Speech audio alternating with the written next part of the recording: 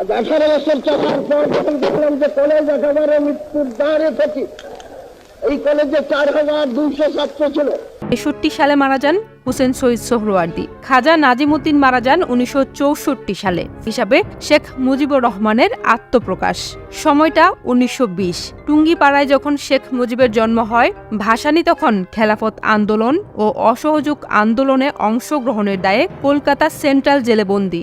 ভাসানী যখন আসামের তুমুল জনপ্রিয় নেতা, শেখ মুজিব তখন কলকাতা ভিত্তিক সোহরাওয়ার্দীকে ঘিরে প্রগতিশীল মুসলিম লীগের উদীয়মান ছাত্রনেতা। ১৯৪৯ সালের ২৩ জুন পূর্ব পাকিস্তান আওয়ামী মুসলিম লীগ নামে একটি রাজনৈতিক দল গঠিত হয়। ভাসানী সেই দলের সভাপতি, মুজিব যুগ্ম সম্পাদক।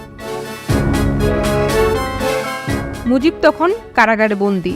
জেল থেকে শেখ মুজিব যেদিন মুক্তি পেলেন, জেল গেটে সেদিন তাকে অভ্যর্থনা জানাতে ভাসানীর নেতৃত্বে বিরাট জনতা গিয়েছিলেন। সঙ্গে গিয়েছিলেন শেখ মুজিবের বাবা। মুজিব জেল থেকে বের হয়ে তার বাবাকে এবং ভাসানীকে সালাম করলেন। সেটা ছিল দুই মহান নেতার জোটবদ্ধ সংগ্রামের সূচনা। বয়সের পার্থক্য যেমন ছিল পিতা পুত্রের মতো, তেমনি সময়ের পরিক্রমায় রাজনৈতিক মাঠেও ছিলেন গুরু শিষ্যের মতো। মুজিব তার সকল কাজে, সকল সিদ্ধান্তে ভাসানীর পরামর্শ নিতেন। অন্যদিকে সিদ্ধান্ত গ্রহণে ভাসানীকে কখনো দেখা যেত দোদুল্যমান। তাই তো মুজিব এবং ভাসানীর সম্পর্কের এক পিঠে শ্রদ্ধা ভক্তির পাশাপাশি অন্য পিঠে মান অভিমানের চিত্র দৃশ্যমান। বঙ্গবন্ধুর অসমাপ্ত আত্মজীবনীর দিকে তাকালে তাদের সম্পর্কের অনেকগুলো মাত্রা লক্ষ্য করা যায়। ১৯৪৯ সালে আওয়ামী লীগ গঠনের কিছুদিন পর ময়মনসিংহে সভার আয়োজন করা হয়। সেখানে ভাসানী থাকতে কেন শামসুল হকের নাম প্রস্তাব করা হলো সভাপতিত্বের জন্য, সেটা নিয়ে ভাসানী মুজিবের ওপর রাগ করেন।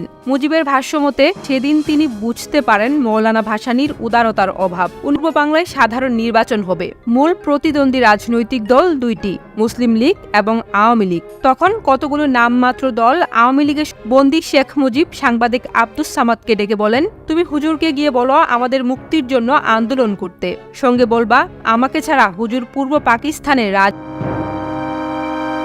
১৯৪৯ থেকে ১৯৫৭ সাল পর্যন্ত ৮ বছর আওয়ামী লীগের সভাপতি ছিলেন ভাসানী। ১৯৫৭ সালের ১৮ মার্চ পররাষ্ট্রনীতির বিষয়ে সোহরাওয়ার্দীর সঙ্গে মতবিরোধের জের ধরে ভাসানী আওয়ামী লীগ থেকে পদত্যাগ করেন।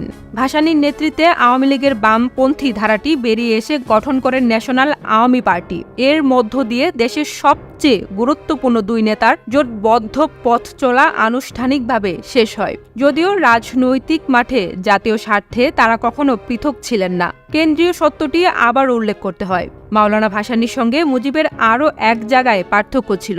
মাওলানা নির্বাচনের আস্থা হারিয়ে ফেলেছিলেন ১৯৪৬-এর পরপরই। ওদিকে মুজিব মনে করতেন নির্বাচনের মধ্য দিয়েই ক্ষমতায় যাওয়া যাবে এবং স্বায়ত্ত শাসন অর্জিত হবে। নির্বাচনের বিপরীতে মৌলানার নির্ভরতা ছিল আন্দোলনের উপর। ১৯৭০-এর নির্বাচন মৌলানা ভাস্কর ৭৩ সালে বঙ্গবন্ধু সরকারের বিরোধিতা করে সর্বদলীয় সংগ্রাম পরিষদ গঠন করা হয়। চীন তখনও বাংলাদেশকে স্বীকৃতি দেয়নি।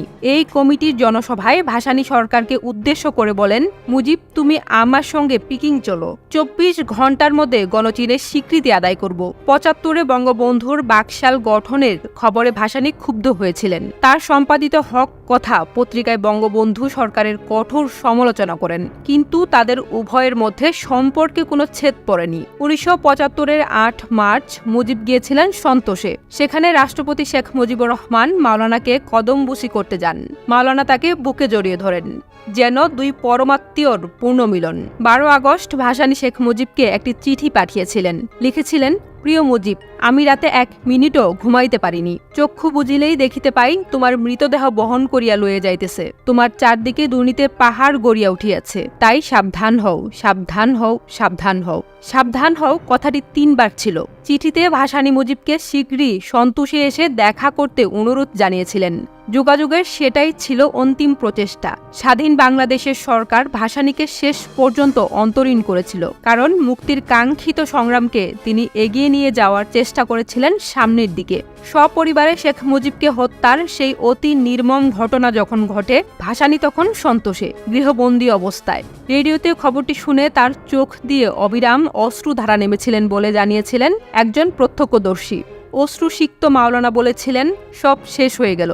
ইসলামী বিশ্ববিদ্যালয় চত্বরে প্রকাশ্যে মুজিবের গায়েবানা জানাজা ও ফাতেহার আয়োজন করেছিলেন ভাসানী। 15ই আগস্টের 2 দিন পরে মুজিবকে হত্যাকারীদের কয়েকজন সন্তোষে গিয়েছিলেন ভাসানীর সঙ্গে সাক্ষাৎ করতে।